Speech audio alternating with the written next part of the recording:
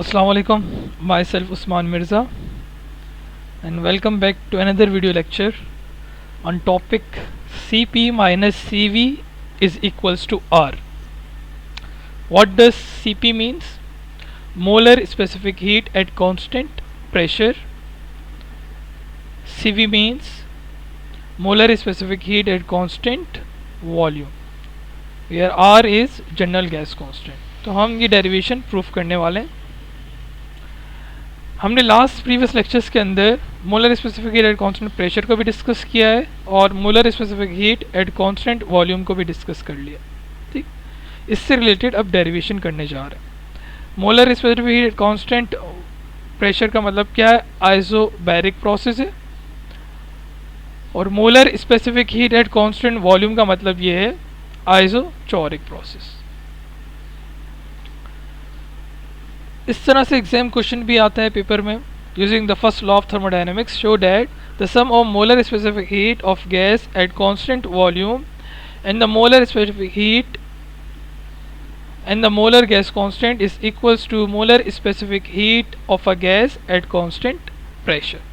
तो इस तरह से पेपर में भी क्वेश्चन आ सकता है एग्जाम क्वेश्चन के पॉइंट ऑफ व्यू से. Let's start. तो एक क्यूबिकल वेसल हमने कंटेनर कंसीडर कर लिया. इसके अंदर n नंबर ऑफ मॉलिक्यूल्स मौजूद हैं. According to kinetic molecular theory, molecules are moving in random motion में मूव कर रहे होंगे और कोलाइड इलास्टिकली, कि इनमें जो कोलिजन हो रहा होगा वो परफेक्टली इलास्टिक होगा.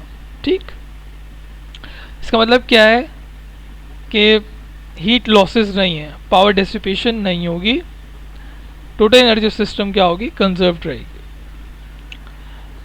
तो सबसे पहले हमने अजम्पशन लिए हैं. Consider n moles of an ideal gas enclose in a cylinder fitted with a frictionless piston. Frictionless piston के बारे में मैंने लास्ट वीडियो में बताया था कि इसके अंदर जो वॉल्यूम है वो इंक्रीज या डिक्रीज हो सकता है, वॉल्यूम में इंक्रीमेंट आ सकता है. फ्रिक्शनल पिस्टन का मतलब ये है.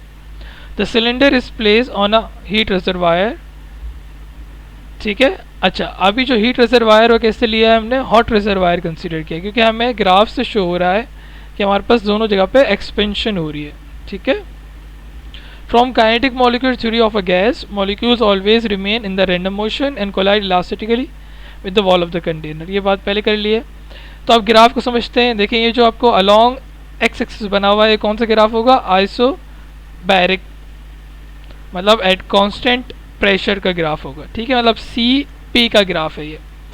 और ए से सी तक का जो ग्राफ आपको नज़र आ रहा है ये कांस्टेंट वॉल्यूम का ग्राफ है, मतलब इसमें प्रेशर चेंज हो रहा है.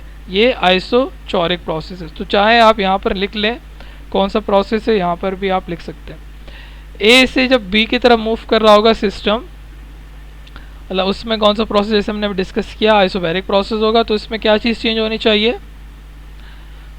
वॉल्यूम और टेम्परेचर चेंज होगा, प्रेशर कांस्टेंट रहेगा. देखिए अब यहाँ पर आपको नज़र आ रहा है प्रेशर कांस्टेंट है P1 इनिशियल जो प्रेशर जो था, और इसका वॉल्यूम में चेंज आ रहा है V2 और T2. ठीक है.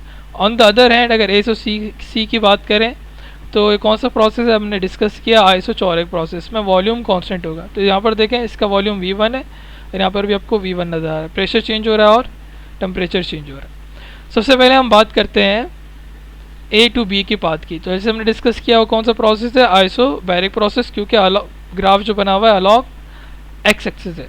ठीक है.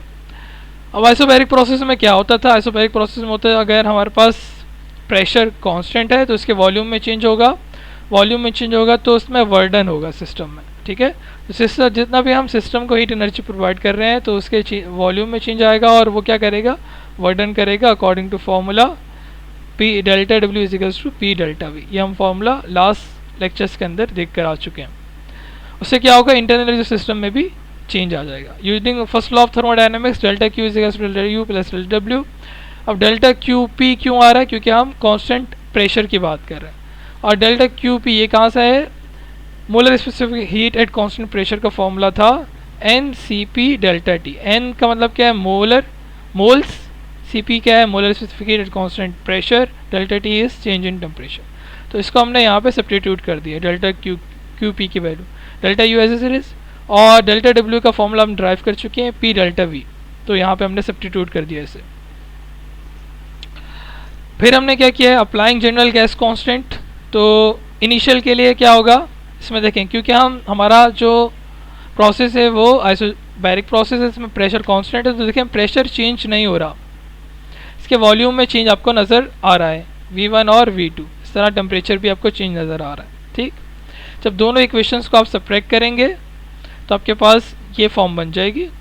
यहाँ से आप P कॉमन ले लीजिए, V2 minus V1 equals to NR T2 minus T1। V2 minus V1 बराबर है P डेल्टा V के, तो ये आपके पास फॉर्मूला बन जाएगा P delta V equals to NR delta T। अब ये जो P डेल्टा V की वैल्यू आई है इसको आप कहाँ सब्स्टिट्यूट करते हैं, इक्वेशन नंबर 1 में। ऐसे यहाँ पर P डेल्टा V की जगह पे आप क्या लिख देंगे, NR डेल्टा T।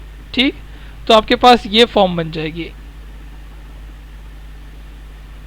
ठीक है जी, NCP delta T is equals to delta U, और P डेल्टा V की जगह पर क्या आ गया, NR डेल्टा T। ठीक है, यहाँ तक काम हो गया आइसोबैरिक प्रोसेस का।